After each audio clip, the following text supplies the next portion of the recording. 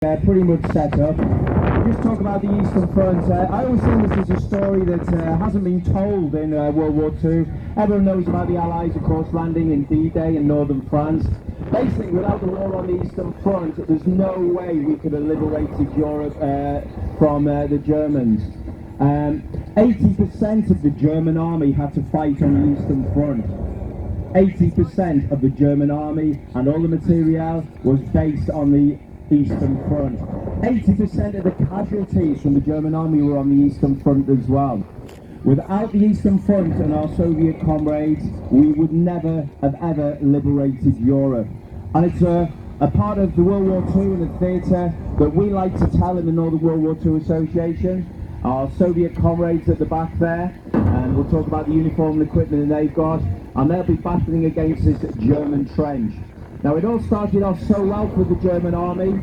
They invaded the Soviet Union, Operation Barbarossa, of course, June the 21st, 1941, and in fact reached the gates of Moscow in that year.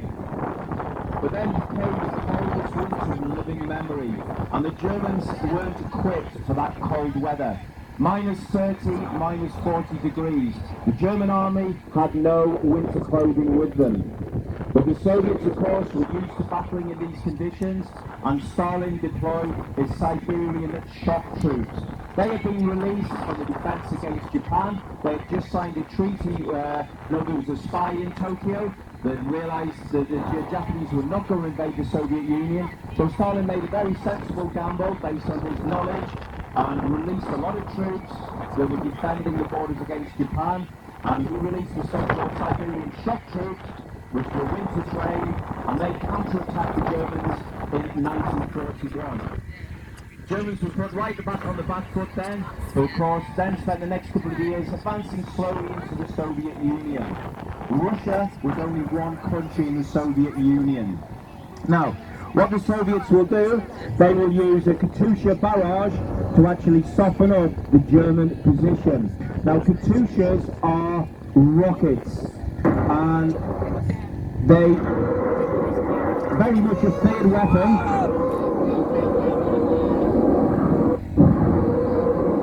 Now, these Katyusha rockets were deployed very, very quickly on lorries, and the Germans feared them so much. If you were ever captured as a Soviet, as a Katyusha rocket firer, as part of that, you were summarily shot and executed.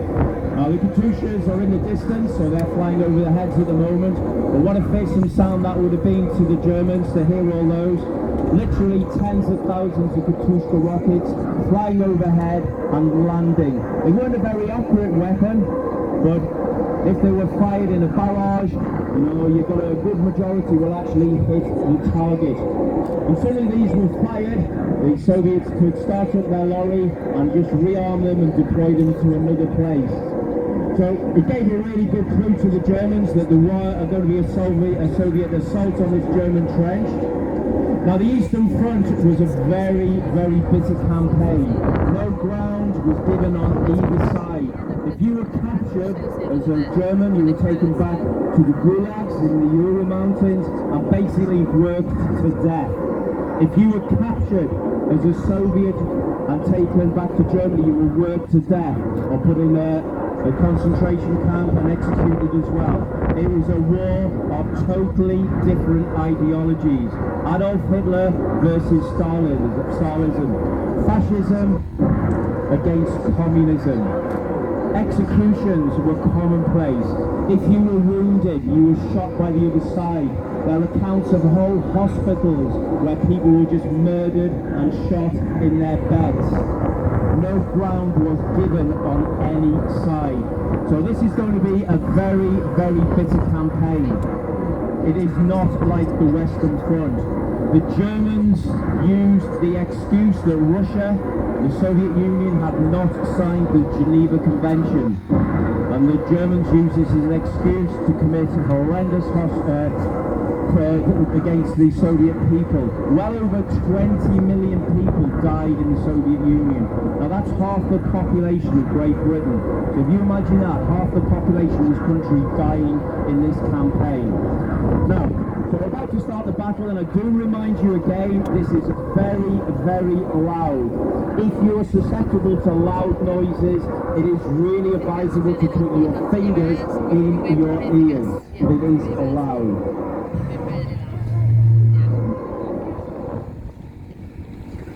So, at the back of the battlefield, we see an armoured car, and this is a gas jeep. And these gas jeeps will be used to transport senior NCOs and officers around the battlefield. It's a bit like the American Willis Jeep, really. And this would be, say, an officer in the back there. Now, the Red Army at this point, 1944, was the biggest and finest fighting army the world had ever seen. Gone were the days of the Stalin purges, when all the generals and senior officers were executed and tried for being anti-communist. Stalin was very astute, more so than Hitler, to be fair. He realised that the best decisions were made in theatre, on the battlefield. He trusted his generals to know what was best, and the Red Army adapted and evolved into this finest fighting army the world had ever seen. And the Germans knew this. They'd never come across tougher troops than this. They could disguise themselves in literally 5 or 10 minutes. All their equipment worked. Even minus 30, minus 40 degrees, the Soviet equipment worked. They developed a special oil that wouldn't freeze. The German weapons were freezing. So here we see the high point of the Red Army, the Red Banner. And a lot of the soldiers in the Red Army will be fighting in the Polotka, which is the cloth cap, literally translated as pilot's cap. More sensible, of course, to fight in the hard helmet, but it was a mark of your manhood, if you like. And Stalin called for actual total war. And total war meant everybody had to fight. So that was women were fighting in the front line, women drove tanks, and women flew aircraft. Total war. Everyone had to fight for the motherland to defeat the fascist dog, the fascist invader that was taking over their precious motherland. And the Soviet army, so we're talking about very efficient. One of the big things Stalin said was, not one more step backwards. And this happened in Stalingrad. He was sick of the troops retreating. So he appointed political commissars. And the political commissar had blue trousers on. And he used to hide behind the main fighting of the Soviet soldiers. And any Soviet soldiers that retreated were shot by the political commissar. And this really boosted up morale with the Soviets. It was no point in retreating as a Soviet soldier. You were just basically shot by your own side. If you were captured as a Soviet soldier and managed to escape from the Germans, you were taken to the political commissar, questioned and shot as well for having the cheek to be captured alive. It was a fight to the death. It was this very bitter campaign. No quarter was given on any side. The Soviets had a really nice trick. In the cold weather, all the German bodies used to freeze overnight. They used to sneak onto the front line, and they used to collect all the German bodies, contorted into hideous positions, and they used to make a nice pyramid of all the bodies, all nice and stiff. So when the Germans woke up in the morning, there was a nice pile of their comrades stacked into a nice pyramid shape. And then the bodies were disfigured as well, but we won't go into that detail.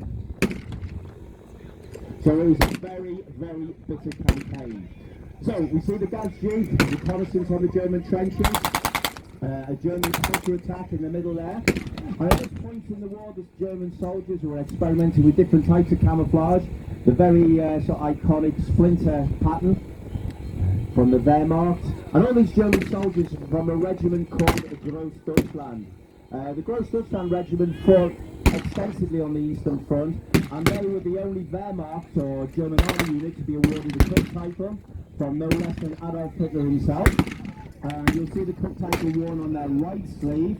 The SS wore their Krupp title on the left sleeve. These are German army from the Wehrmacht. And on that Krupp title it says Gross Deutschland, or Greater Germany, which of course was Hitler's great dream, the so-called Lebensraum, was a living space for the German nation, and he looked to the east to provide this.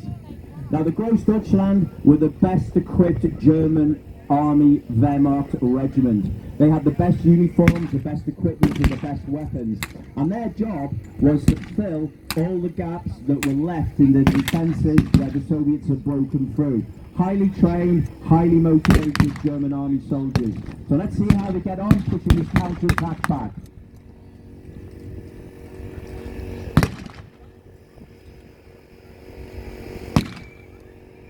Now, the German Army main rifle for the infantrymen was the Mauser K98, 7.92 caliber rifle. All these are live weapons and actually used throughout World War II, so if you imagine the history of these weapons, getting well over 80, 90 years old, a lot of them now, but all kept in nice working order by the reenactors. Now again, there's a counter-attack coming in here by the Soviets. Let's see how the Großdeutschland take on this. A few German casualties. And the officer in charge here, it's like an lieutenant, which is a lieutenant. Now, the last thing you want to be doing is captured as wounded in the battlefield, so it's definitely very, very important to take your comrades back. If you were wounded on the battlefield, basically the Soviets would just shoot you and kill you. They wouldn't take you back. There was no first aid. No one had signed the Geneva Convention here. It was an absolutely bitter, hideous campaign. Germans putting another counter-attack in from the Großdeutschland regiment. A really good iconic view of the German soldier there, the sky helm, the steel helmet, and the silver pattern camouflage. On the back of the equipment there, the German soldiers, bread bags and gas masks and water canteens. This is the assault equipment, very light assault equipment. Most of it's left in the base there, and this will be freed them up for fighting. The iconic jack boots as well. A lot of soldiers at this time were given just ammunition boots and gaiters, just to save on leather, to keep the costs down. Germany, of course, at this time was being heavily bombarded, and all the factories were being bombed. There was certainly no schnitzel. Those factories had been bombed. They were the first to copy the schnitzel factories. So, counter-attack by the German Großdeutschland. Automatic weapons that had a range of about 30 metres. Certainly holding the Soviets here. We're talking about the German equipment. The Soviet equipment was excellent as well. And so rallying around the red banner there, the red flag with the iconic hammer and the sickle on. This is a real landmark site in these sort of battles here. A rallying point for the Soviet troops. Gone are the days when the massed attacks of the Soviet troops, and basically just one MG-42 could just hose the Soviets down. They were very astute soldiers at this time, well led, extremely well motivated with the Soviet troops. So, this German trench is proving a hard nut to crack at the moment. They've counter-attacked twice, the Germans have counter-attacked twice as well. And the German officer in charge being very sensible, he's keeping a lot of soldiers in reserve in the trench here. I always think it takes probably twice or even 3 times as many soldiers to attack a defensive position that's being heavily defended. It looks like there's going to be some more reinforcements. We're talking about the political commissar earlier on. You can spot him with the blue cap on there. His job is to raise morale with the Soviet soldiers. And he would do that, as we were saying earlier, by waiting about 60 to 100 metres from the main attacking firing line. And any Soviet soldiers that retreated, he would shoot. So it was never a good idea to retreat in front of the enemy, because you were basically shot by your own side. And Hitler absolutely despised these political commissars. They were full members of the Communist Party. Any political commissar that was captured, and this was decreed by a Führer order, were taken and executed on the spot.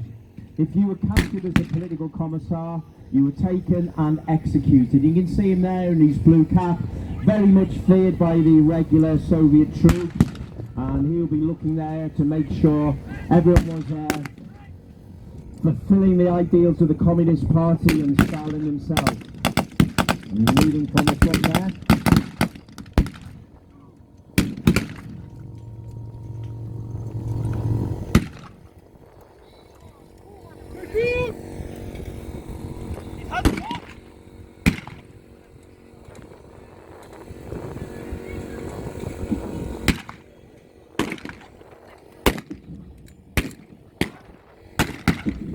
see how we get on. Some more Soviets coming round on the thing. The idea with the Soviets here, the best thing to do is to try and what's called roll up a trench. If you can get into the side of one side of the trenching position, it's really just a case of rolling it up. You can pour good fire down the trench, kill a lot of soldiers. Attacking it frontally is never a good idea. If you can work your way down the side of the trench and even start hand-to-hand combat, that's the way to roll up this trench. So this is what the Soviets are attempting to do, to work themselves around the side of the German trench and just to basically move along the trench, killing all the soldiers in it. And they'll be doing this with small arms weapons and hand-to-hand fighting. The Soviets were extremely good at hand-to-hand fighting. They always used to carry a wooden spoon, very, very fond of cooking, but they used to sharpen the end of the wooden spoon. And this was used as a dagger to actually stab soldiers in the neck. So we see the German soldiers here. They know what's going to happen, that the Soviets are going to try and work around the side of the trench. And they're going to do all they can to actually avoid this. The last thing they want is the Soviets to actually breach this defensive position and work their way along. Now, every battle has ups and downs of it, and these lulls in the battle are perfectly normal. It's when the soldiers are getting themselves organised again, maybe counting how much ammunition they've got, any casualties that were around, and listening basically to the orders of the senior NCOs and officers ready for the next stage. And we see the senior NCO blowing his whistle, and the whistle means an assault on the trench. And what we're trying to do is work our way along the side of the trench. And you can imagine the German face here. There's some starting to sort of panic here. They know what's actually coming. We're working the heart, surrendering, and it's a hand-to-hand combat. Some are taken prisoner there. There will be never any prisoners taken place here. Now, the Soviets here have breached the trench on one side, and all of now it is a case of mopping up along the trench and using the small arms weapons to actually roll up this trench.